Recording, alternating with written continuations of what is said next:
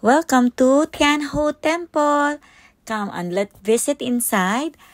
This is the longest temple in Kuala Lumpur. Let's go, samahan niyo po ako. Ikutin natin. Akyat tayo sa taas, guys.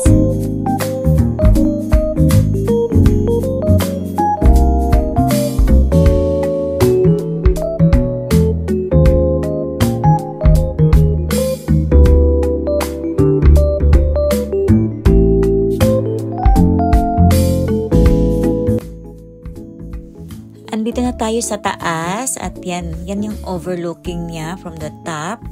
Makikita nyo dyan. Ito daw yung largest temple sa Kuala Lumpur. Tianho Temple. Ayan. Wala pong entrance fee. Pwede po tayong pumasok ng libre.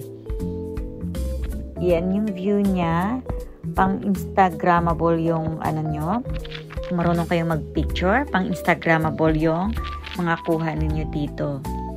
Ayan, yan po yung sa loob.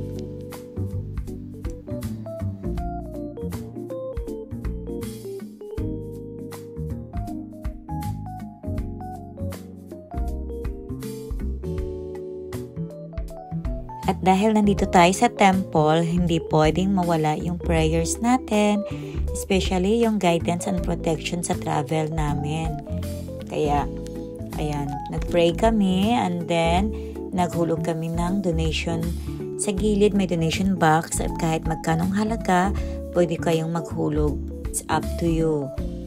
No? Yan po yung experience namin dito sa Tianho Temple. Masaya yung experience namin. Worth it naman yung travel namin. Ito yung first na pinuntahan namin. Ayan. Tapos na po. Sana po magustuhan ninyo.